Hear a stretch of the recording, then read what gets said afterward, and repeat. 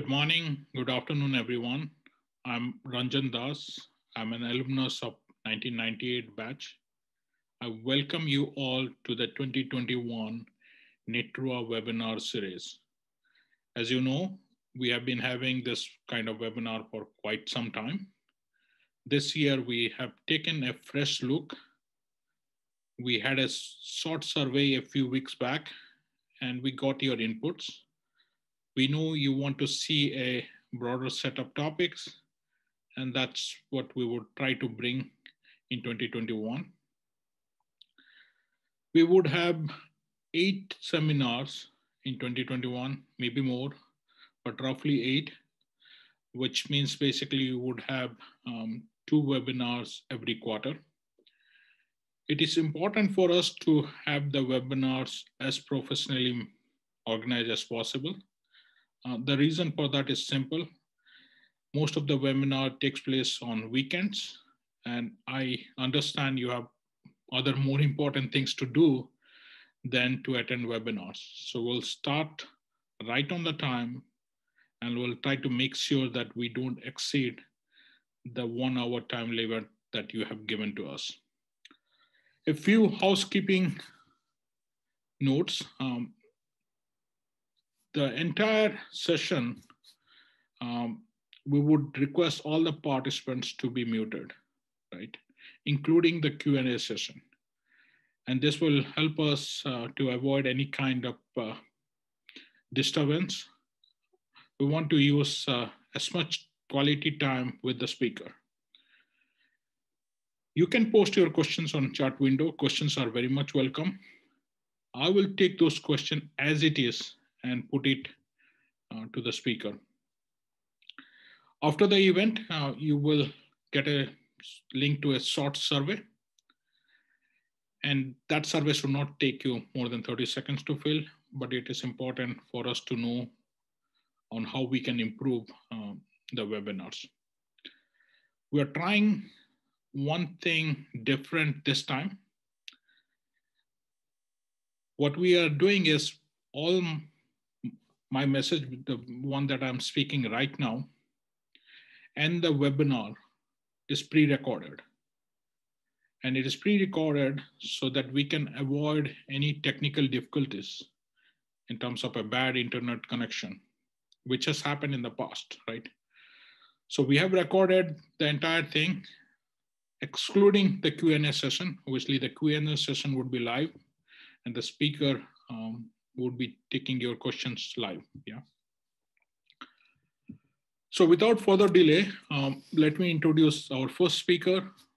Our first speaker is Pranav Khaitan.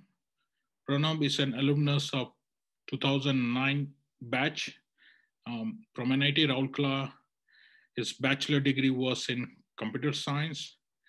He did his master's in Stanford, again in computer science. His domain expertise is AI. He currently works for Google, and he is based out of California.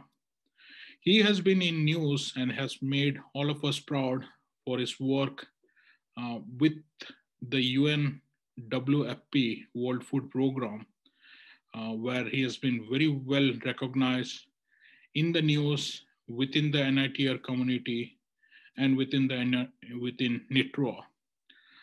So I welcome Pranav. Pranav will educate us on artificial intelligence for humanity. So without further delay, let me pass the ball to Pranav. Thank you. Good morning, everyone. My name is Pranav Khaitan. I'm very excited to be talking to all of you today. First of all, I want to share, I feel very fortunate and humbled at the same time to be part of this amazing NIT Rourkela community.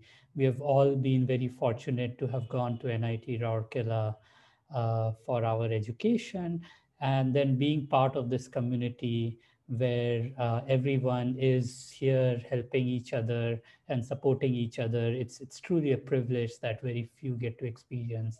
And I, like all others on this call, feel very fortunate to be part of this wonderful community. So thank you to all of you for being part of NIT Rourkela Overseas Alumni Association community. Thank you very much.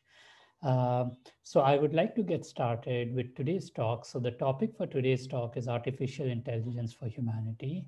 So I'll before I jump into the topic, I'll briefly talk about my journey from NIT Rourkela, which I think has been similar to many of the other people on the call today. Then I'm going to talk a little bit about artificial intelligence and give a very high level overview of artificial intelligence. And then I'm going to talk about how we can use artificial intelligence for humanitarian purposes, how it's already being used, and also some of the ideas for how it can be used in future. So yeah, so like I said, many of us, especially the NIT Rourkela alumni members who are overseas, I think we have experienced a journey going to different places. And I thought, just like many others, it will be good to give a quick overview of how I started and where I am today. I started in 2005 in NIT Rourkela doing my bachelor's in computer science. Graduated in 2009. As I mentioned at the beginning of the call, I feel very fortunate and humbled to be part of this amazing institution. I feel this institution has given me the foundation to do whatever I've been able to do later on. The professors there have been extremely wonderful. The friends, classmates, everyone have played a key role in helping my education and helping me get to where whatever I've been able to do today. So I feel very fortunate to have gone to NIT Rourkela. After that, I then went to Stanford University, where I did masters in computer science. Here, I graduated in 2011. It added some new skills on top of what I had already learned. I think NIT had prepared me very strong in engineering foundations, and then Stanford helped sort of add a more diverse perspective to that, and more international perspective to that. Since while I was studying at Stanford, I did an internship at Facebook in the summer of 2010, where I was fortunate to build the early stage messaging product, which is the foundation of messaging across Facebook. There, we were sort of building from scratch how messaging would look like. And again, it was a wonderful moment to be there at the time. After graduating from Stanford in 2011, I then joined Google. For the first few years, I was working in the Google search team across the stack from the infrastructure to the ranking. And then after the initial few years, I moved on to the Google AI team or the Google research team, where I've been building AI technologies that help power Google products. Many of the products that you use today, almost all Google products you use today benefit from AI in some or the other fashion. My role in particular is developing conversational assistance and personalization technologies, which are also a critical component across most, if not all, Google products. And then from Google, I developed a partnership with the United Nations, where starting in 2018, I'm going to talk a little bit more about this later on, but this started with the realization that artificial intelligence is helping so many different aspects of our living. How can we use it to help humanitarian applications, especially in areas like hunger, disasters? Can we use technology? And for that, we developed a strong partnership with the United Nations. And I'll talk more about this later. So with that, I'll move on to our technology topic of today, like artificial intelligence. Probably everybody here has heard, and probably many of us have even used artificial intelligence in some form or the other. Um, I'm going to give a very high level overview, and I'm happy to answer questions if people want to go in more detail. So very broadly, artificial intelligence is the science of making things smart. So it's basically, if we have some technology, can we make it smarter and more automated so that instead of humans having to do most of the work, it's technology that does the work.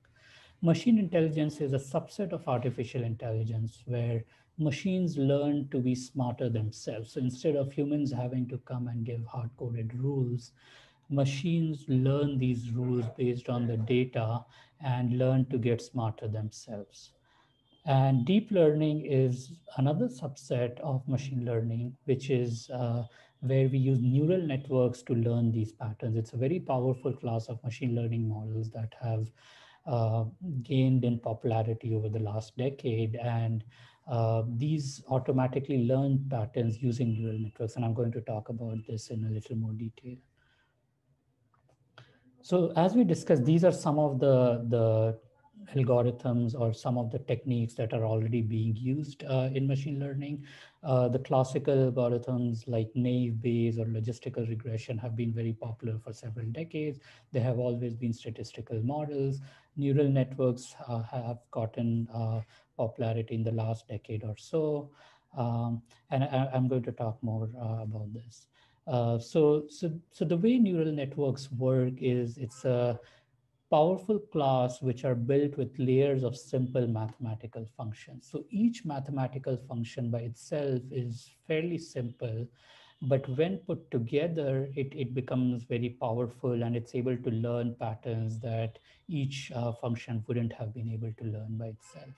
It developed many years ago, many decades ago, actually, but because of various reasons, including a lack of computational power and lack of data, it didn't get very popular in the last century, and it started getting popular over the last decade when we had a lot more computational power, as well as we got a lot more insights into the mathematical and the algorithmic aspects of neural networks. They are largely inspired by what we know about the brain. I think this is an amazing aspect of neural networks that I personally feel very fascinated about. We obviously know that the human brain today is capable of doing more things than almost any other computer out there in various ways, right? The kind of thinking that we have, the kind of analytical skills that humans have, I don't think any computer out there has been able to learn that. And if we are able to understand the human brain and use its learnings to build these computer algorithms, I think we can achieve a lot more than we can achieve with just the traditional computing models. And that's why we like over many years there has been research into how brains think. We obviously know there are neurons in our brain, but what we have learned is it again works in a very hierarchical fashion where neurons learn things and feed signals into the next layer and so on. So neural networks are largely inspired. Again, brain research continues to be a very early stage field. I'm sure there are many people on the call who have done a lot of research on this field and have a lot of insights. And I think as we learn more and more about the brain and more about human psychology and thinking, hopefully we can use its learnings to improve and strengthen the field of artificial intelligence as well.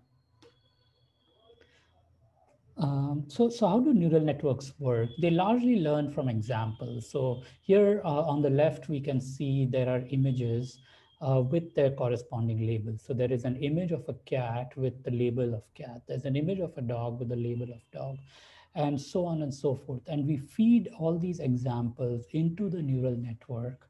These examples propagate through the various layers, and then they are used to predict the output. If the output is close to the label for that input, then we reward the network. If it's not, then we correct the network and we make tiny adjustments to the network, and these adjustments are propagated back through the layers. This next slide explains that concept in a little more detail. So here we can see there is an image on the left side where we are trying to detect if this is an image of a cat or a dog. We feed the raw pixels of this image into the input layer of the neural network on the right side. So we can see that the input layer is a fairly big layer where each neuron corresponds to each pixel, and we feed that in. And then from that input layer, we take the learnings from that layer and feed it to the next layer. And the next layer learns something that's semantically more complex than the input layer. It aggregates signals from various pixels. For instance, it could be learning the edges in the image, and it learns that. From that layer, we feed the concepts into the next layer, which learns something that is a little more complex, a little more aggregate. For instance, it could be learning the texture in the image. It could be learning what kind of textures and what kind of patterns are present in the image. And we propagate it through multiple layers. At the end, it goes to the output layer, which has two neurons, one corresponding to a cat, one corresponding to a dog. And then in this case, it's predicting it's a dog. And if the prediction is correct, then we reward it by saying that it's the correct prediction. And this reward reinforces the edges of the network by saying that, yes, the prediction was correct. So we increase the weights in that direction. If the prediction is not a correct prediction, then we say that the prediction is not a correct prediction, and we propagate that information back through the network where we correct the edges so that the next time it sees such an example, it would make a prediction that is more closer to the correct prediction. And this concept is called backpropagation. It's a relatively simple concept that has led to these very powerful kinds of understanding. So just by propagating these mistakes back through various layers, we are able to fix the edges across the network from the top to the bottom. And that helps the network develop expertise over several examples and several training steps, basically. So that was a little bit of overview for of how artificial intelligence works. Next, I'm going to talk about how artificial intelligence is helping humanity today already and how it has the potential to further help. I'm going to cover some of the examples of projects we have done, including with the United Nations, and also some potential projects going forward. So the project that we started on was how can we use AI to help provide aid? We know soon after a disaster, entire populations get cut off from various kinds of resources, especially critical resources like food and medicine. And during initial days, even though there are a lot of people who want to help, they are often overwhelmed and not able to get all the help that's needed in these areas. And timely analysis and timely understanding of the disaster and how it's affecting people is critical during these initial phases. And that's where AI can step in and help. The way this got started, as I mentioned at the beginning, was in 2018. We, as Google, reached out and met with the United Nations folks who, especially the Innovation Accelerator in the World Food Program, where they've already been thinking about how we can use technologies to accelerate how food and other basic needs are being met. And together with the United Nations and Google, we said, how can we use AI specifically to help people in need during times of crisis? So this is the partnership that I was fortunate to have started as part of Google in partnership with the United Nations in 2018. Since then, obviously, it has gotten a lot of traction. We have been able to develop this technology and use it in various places of need. Um, so yeah, so as I talked about, the World Food Program is an incredible organization that has helped people solve their hunger and food needs over many decades. It has helped lift hundreds of millions of people out of hunger over so many decades. And I continue to be very inspired by the organization and its mission. And as we all heard, just a couple of months ago, the Nobel Peace Prize was awarded to the World Food Program again for the incredible work that it has done to help lift hunger. And as part of the World Food Program community, we feel very honored and humbled to have gotten this award. So I'm going to talk about the specific applications that we have been able to use. So here we are talking about remote sensing for crisis response. So as I mentioned, aid workers are often overwhelmed at the beginning of a crisis when disaster hits, when little to no information is available. But obviously with technology today, we have access to aerial imagery, and can AI use this aerial imagery to give insights to these aid workers in a timely fashion such that many lives can be saved. So that's the problem we set out to solve. Traditionally, this has taken many experts, large teams of experts doing manual work, going through each region, through each building and understanding what has happened. And we think, and we have worked on automating this across large areas such that this can happen in a much faster and timely fashion.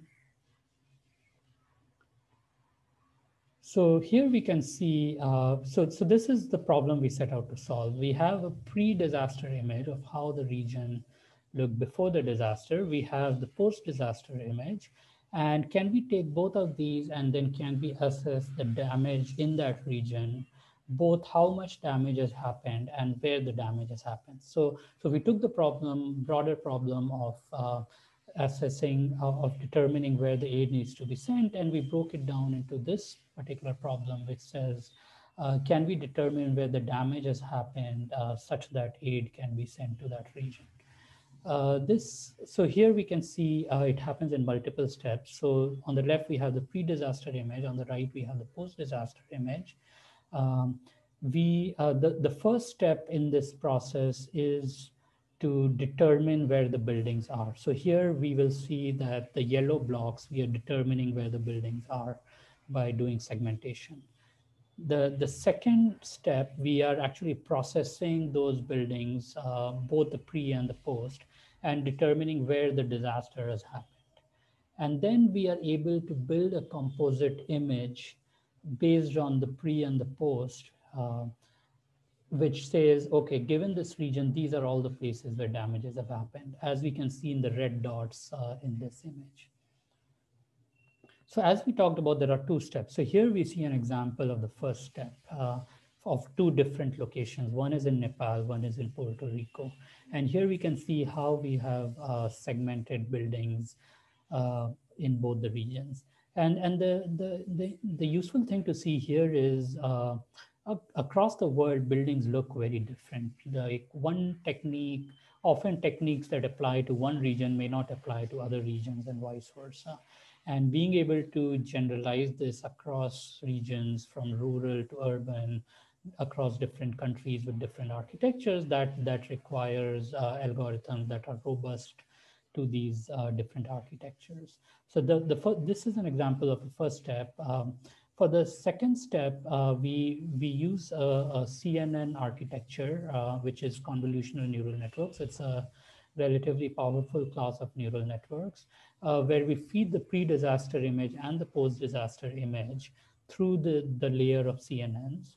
And at the end, we have a sigmoid layer, which gives us a signal based on the level of damage we determine for that building to have.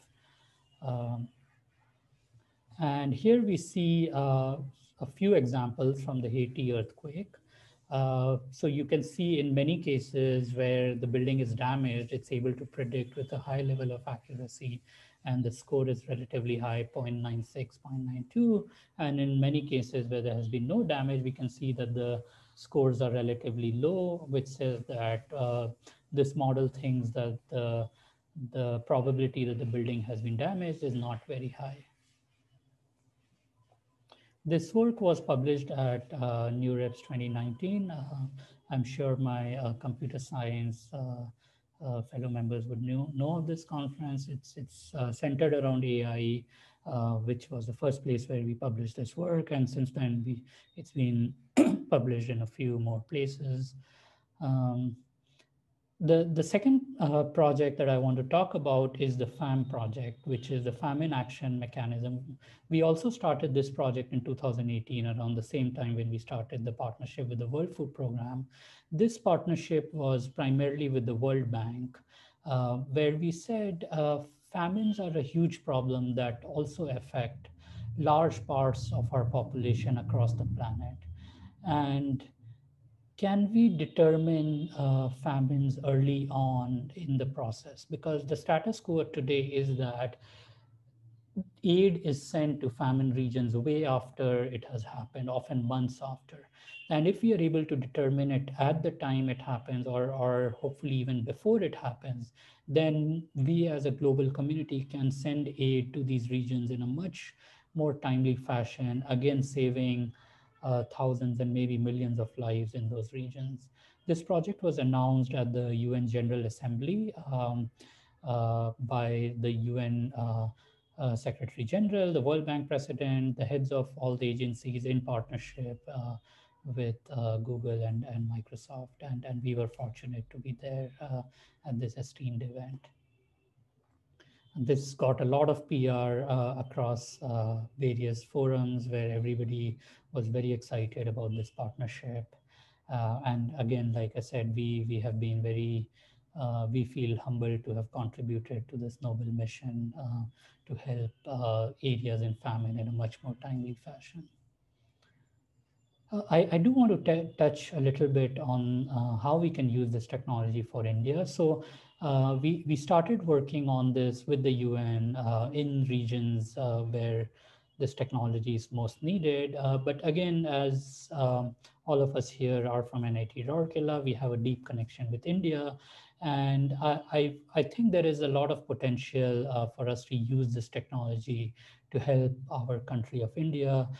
We also have a deep connection to Odisha, of course, specifically, and we know Odisha is no stranger to disasters. We as Odiyas have seen our fair share of cyclones and other kinds of disasters, and in motivation of that, I was lucky to have this meeting with the ambassador and permanent representative of India to the UN around how can we use these technologies to India.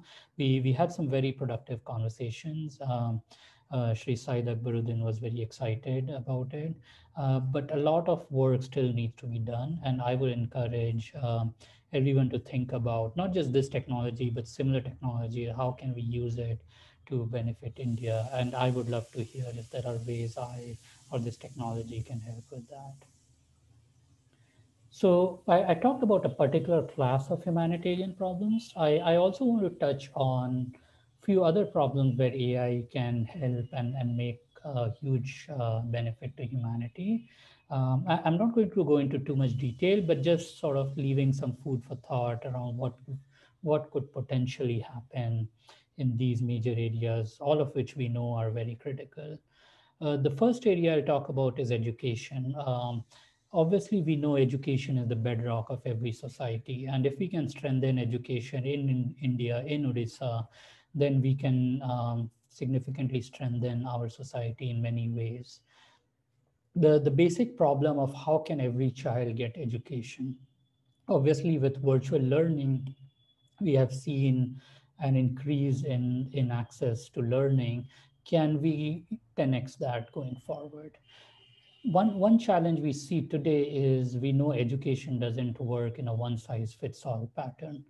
And a lot of times kids need customized education, but obviously, even though our teachers are amazing, they cannot all be present for all the students. They cannot make customized curriculum for all the students. It's just a time limitation. And can technology aid our amazing teachers in providing customized education for all of our students? And that's where I think AI can play a huge role in taking the amazing learning, amazing teaching that teachers have to give, and then customizing it for each student out there. The second topic where again it can play a huge role is healthcare. How can we do early detection and prevention of preventable diseases? One area where I've been very excited to see the progress has been diabetic retinopathy. So we know diabetes affects huge parts of our population, and despite it being very easily detectable, many people across India still do not know that they have diabetes. And had they been able to know early, they could have prevented it and saved a lot of pain and trauma later on. And here we see that AI is able to detect diabetes with almost the same accuracy as doctors, if not even better. And again, I think this kind of technology, if we can put it in the right hands of our doctors, they can use it to increase access to healthcare to many people across India, across Odisha, especially across our villages. The third area, as we know, India still continues to be an agricultural society in large parts. How can we maximize crop yield? So if a farmer somewhere is struggling with some problem, they should just be able to take a photo of their plant and upload it somewhere and immediately see how technology can help them, what kind of seeds they can put. And again, there are books and books written about this, but farmers don't have the time to read all of these books. So can technology play a role here? Can just taking a photo, can we provide solutions to farmers on how they can yield the best crop yield? And likewise, can we give them access to better rates, better markets using technology, using AI? Wildlife conservation, again, I've been very excited to see the progress here, including we are able to monitor and understand various sea animals, which we were not able to do early on. And I feel there's a lot of potential here around protecting endangered species if we are able to, again, leverage AI and technology in productive ways. And I think the problems of illegal poaching, these are rampant across India, and I think we can severely cut down because again, there are only so many humans available to help with wildlife conservation. But if we give technology as an assistant to these humans, then they can significantly take advantage of these. And last but not the least, I'll talk about distribution. We already talked about food distribution in times of crisis early on, but I think we can use some of the same concepts and use it for food distribution in a daily fashion, not just in terms of crisis. We still see a lot of wastage, a lot of crisis out there. And if we are able to feed every household, the one statistic that comes to mind is I think we as humans are wasting something like $700 billion worth of food every year. And a very small fraction of that, just $70 billion, is enough to feed everybody who's hungry out there in a wholesome fashion. And this is an equation that in 2020, we as humans should be able to solve. If we are wasting $700 billion worth of food and we just need $70 billion worth of food to feed all remaining members who need that food, we should be able to solve this equation in 2020. Actually, in 2021, this is not acceptable. That so many people are still going hungry. So we should be able to solve that problem. So I'll summarize by saying artificial intelligence can help solve many of the difficult problems that we as humanity are facing today. I touched on some, but there are lots and lots. I think if we all look across the domains that we work on, each of our domains can benefit from artificial intelligence in some or the other way, and we should think about ways of making that happen. Yeah, and with that, I'll conclude my talk and I'm happy to take questions. Thank you very much.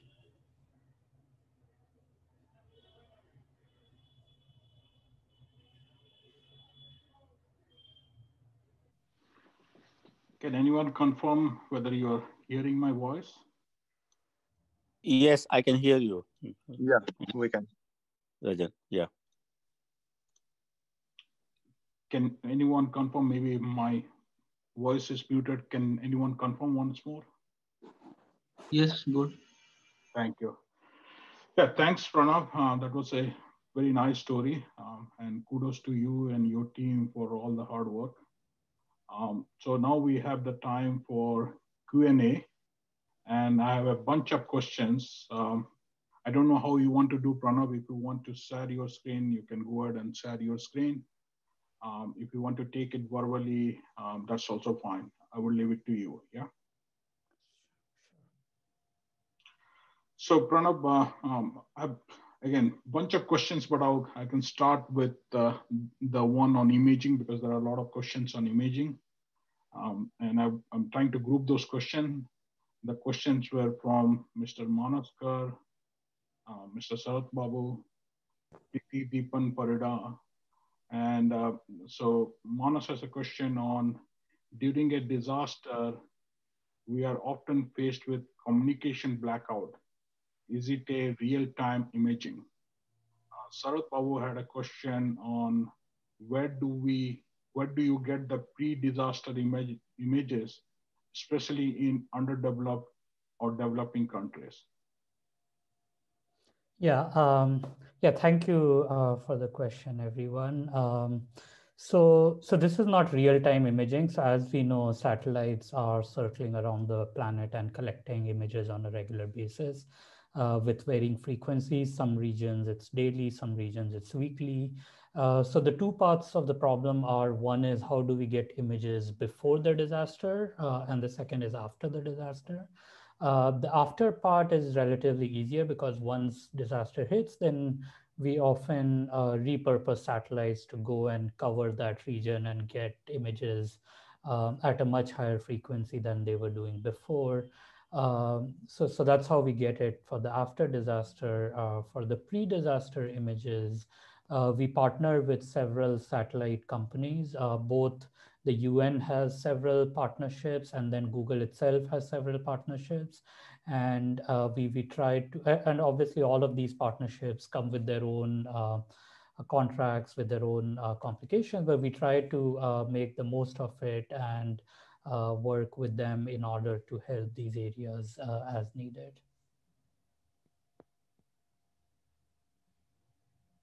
Thank you. There is a question from Ranjan, I have a question. If you can give me a little time. Can you just put it on the text and I can put it? I feel to speak about if you can give me time, then writing off. Okay, I will give you time. Let me go through other questions. Yeah. Okay, so the next question is from Deepti Wangu. The question is India. It's a comment followed by a question. India has floods and famine multiple times a year in different areas. Are there any plans to help flood affected people in India? Yeah, thank you for the question. I think, this is a very relevant question. I think I touched on it a little bit in my talk. And also this has come up much more in the last 2-3 months as this technology has gotten more visibility. There are often questions of how can we apply it to India. I've been fortunate to be able to discuss it with several bureaucrats in various levels of the government, as well as several fellow alumni members have contributed their ideas.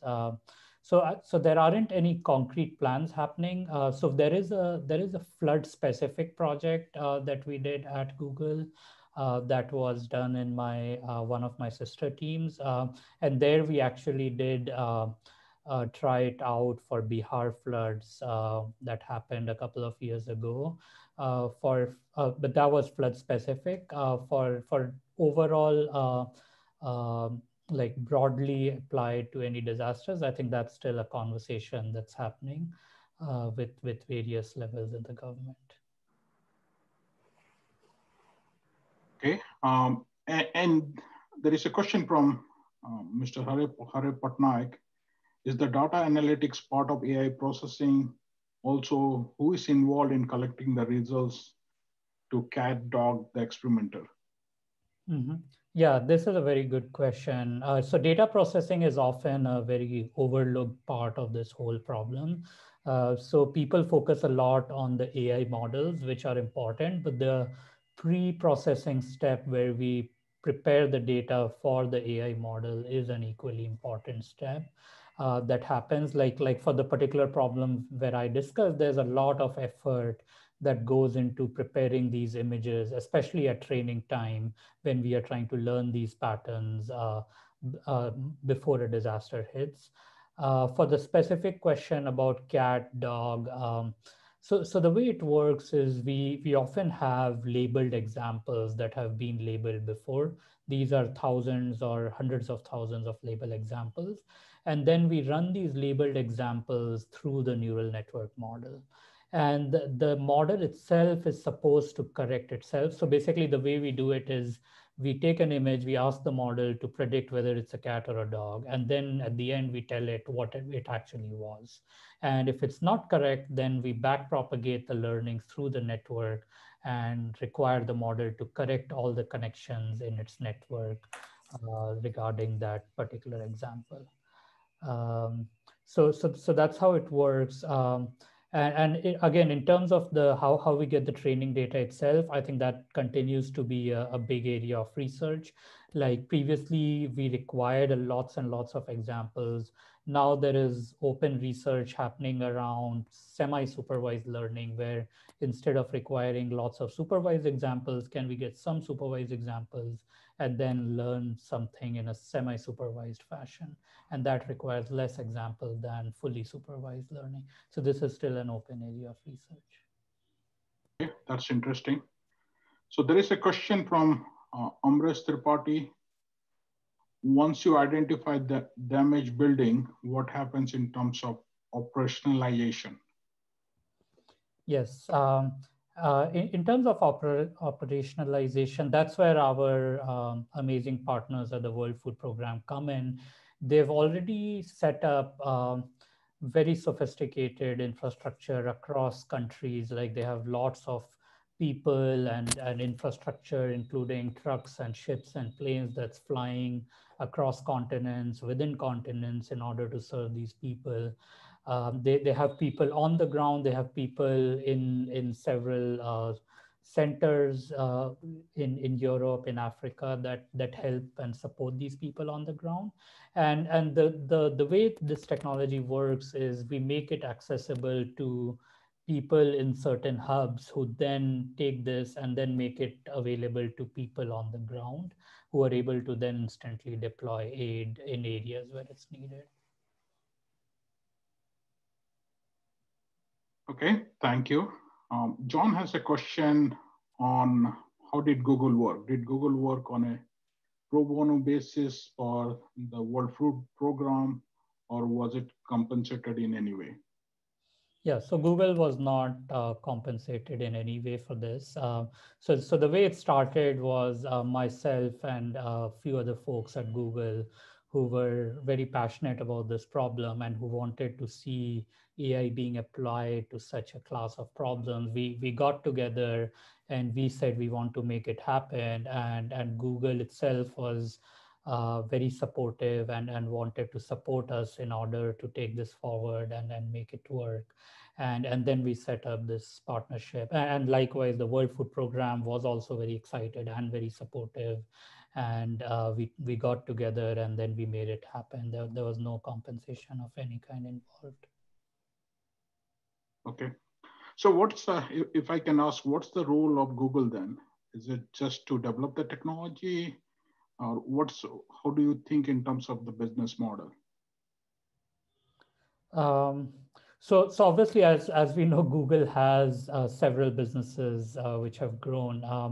For this particular problem, we were a technology provider.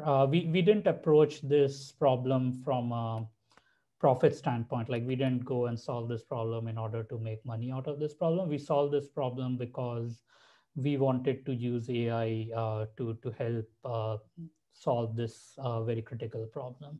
And like I said, a bunch of us got excited to solve it, and Google was supportive towards us actually going and solving it. We didn't do this to make money directly for Google or anything like that.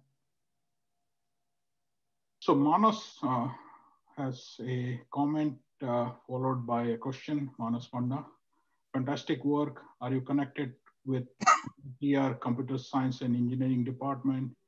Do you think there is an opportunity to establish an AI/ML, I think it's machine learning, Center of Excellence at NIT to solve United Nations Sustainable Program or Sustainable Development Goal, like you have been working to benefit India, Odisha? Yeah, I think that's a yeah, that's a very good suggestion. Yeah, the first part. So yeah, I'm definitely connected to NIT, our CSE department, including the amazing professors we have there. In terms of the suggestion, I think there are two parts of the suggestion. I think both of which are highly relevant and important, even by themselves. So the first part is to establish an AI ML Center of Excellence at NIT Rourkela. I think it would be fantastic if we can do it. I don't know of any such center at any institute in India, actually. So we might very well be the pioneers in India if we do it. There are some universities in the United States which do it, like Carnegie Mellon has a school. So Carnegie Mellon has a computer science school, but there it has a department around AI, and I think we can do something similar here. We could be the pioneer. So I think this is a very exciting idea, and I would love to brag about it if NIT Rourkela would be the first one to do it. The second one about United Nations Sustainable Development Goals. So this actually applies not just to AI, but to a lot of work that happens across NIT Rourkela, across pretty much all the departments of NIT Rourkela, I would say. Like if we look at work happening in chemical engineering, mechanical engineering, electrical engineering, I think all of these help towards the sustainable development goals in some way or the other, especially given the problems we are facing in this decade.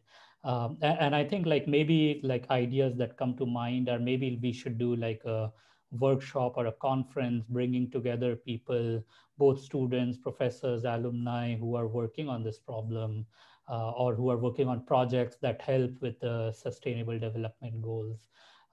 As we know, this is clearly the problem that we have to solve in the coming decade or the next 2 decades. Otherwise, our next generation won't have a bright future, as we all know, given the sustainability and various kinds of problems we face as a civilization today. So I think it would be amazing in both of these categories if we as NIT Rourkela can take the lead. Yeah, yeah.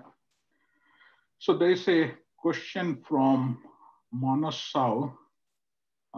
Does your model use existing frameworks or do you build them from scratch? So we definitely use a lot of existing frameworks. It's like we know all of engineering is building on top of giants already. There's a lot of research that has happened. Some of the frameworks we use, so for machine learning, we use TensorFlow, which is a widely used ML framework. For building segmentation, we also use several of the existing technologies that have already been developed by several amazing ML researchers. Image processing is a fairly mature field, so we get a lot of learnings from that as well. And then in terms of deployment, we also use a lot of existing software in order to deploy it and make it available to aid workers. Okay. So again, there is one more question on the imaging part. It looks like everybody wants to really know how the imaging works. So this question is from Kriti Deepan Parida. The question is from the aerial images, can you differentiate between the number of floors through? Since, say in case of a flood, the people staying in a 3-story building are safer than 1-story building, right? So is there any such plan to prioritize, let's say, 1-story building or people for evacuation? So can you really look at different building, whether it is second, third, or fourth layer, and can customize your response according to them? Yeah, this is a good question. So I think right now the answer is we don't do that. But I think this is a good suggestion, both in terms of damage detection and also in terms of population assessment, like being able to look at an area and deciding if it's a 1-story or 3-story or 10-story tells us a lot more than we know today. But I think today the technology is not sophisticated enough to do it, but I think we should work on doing it. Yeah, it's a good suggestion. So there is a question from Manaskar. I think this is the second one from him. It's a comment followed by a question. Comment is a lot of health intelligence, example, disease prediction, readmission reduction, etc., is lost as documents are handwritten. Focusing on high quality medical handwriting recognition can help apply machine learning to solve downstream problem in developing countries. Are there efforts on this front? CET Bhubaneswar has an AI Center of Excellence led by one of friends solving problems with government of Odisha, or one of my friends solving the government of Odisha. Maybe you can take the comments section offline, and obviously you can discuss with him. But I think the question is basically, are there efforts that's ongoing, and can we do something? Yeah. Yeah, so I think the AI Center of Excellence, it's great CET has that. And again, even more reason for NIT Rourkela to have such a Center of Excellence. In terms of medical records, I think digitizing medical records is a very important project. I'm already aware there are already projects happening in that direction using computer science and also AI specifically in order to digitize that. And even here, I think India would be at the forefront. In fact, one of the things I'm seeing with AI, especially in AI applied to healthcare, is that in India, we are able to take even more advantage of it for several reasons. One is we are in many ways leapfrogging, just like how the mobile revolution happened in India, where we leapfrogged and bypassed several of the desktop technologies. Similar thing we are seeing in healthcare. The other reason is I think in India deployment is much easier given the way the government works. Actually, it goes both way, but I think one advantage people are seeing is like getting regulatory approvals for healthcare stuff is easier because in India you can get it in one place, whereas here it's different states and then at the local level. So that's actually helping bootstrap many of these healthcare projects in India. Yeah, I think this problem of digitizing records is already happening, and I think this will provide yet another boost in order to help people in need going forward. Okay, thank you. Akhilo Babu, you have a question? Yeah, Ranjan, I got my question answered. I got it. I don't have to ask any more question. One thing I will just let him know, actually most of the questions are answered, what I was thinking. When I came to Stevens in 80s, President Reagan was the president at that time, and it was the Cold War was very prominent. And because they were scared of Russia, and then he sent us a notice, asked all the scientists to find out a method by which if a Russian missile is coming to hit USA, we should make another missile before reaching to us. We should be able to fight that one in the sky. So that was the project. And we were able to very much disappointed at that time. But now as I see, the AI can find a solution to it, and they have already found a solution to this problem also. That was just a comment to this occasion. Very nice, very nicely told about. I think we have used the basic science. What we do, we built a standard curve, like a glucometer.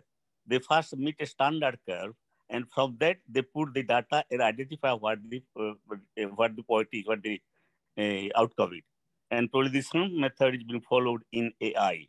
That I can say as about a physicist from the basic science concept, in terms of basic science concept. That's all. Thank you so much for the time. Yeah, that's a good example. Okay, so again, we are planning to have a series of webinars this year. Again, we will try to start on the right time and essentially end before an hour time slot. I'm sorry for the change in the password at the last moment. I don't know what happened, but the password was not working and it took me some time. So there are a couple of things we are thinking in terms of seminar topics. We are thinking about a topic on retirement. We are thinking on a topic on social security.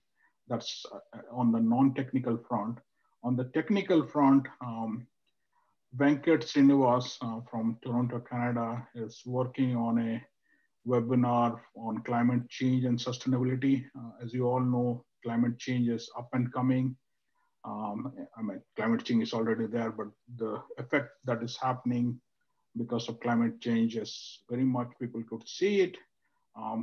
Personally, I'm working a lot on circular economy on the plastic side. So there is a lot happening. That's an emerging area. And we did also receive from the survey we had that people want to see more webinars on the sustainability front. So again, thanks a lot to Srinivas. I think once we have that seminar, that would be good. Yeah.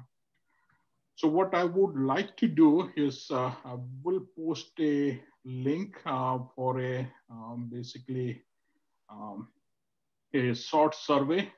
I would appreciate if you can put your thoughts on how basically we can improve this kind of webinar in future, right? So that we basically take your inputs. Again, there is we want it to be beneficial. We don't want the webinar to be kind of boring, because it's I know it takes place on a weekend. You have all good things to do on weekend.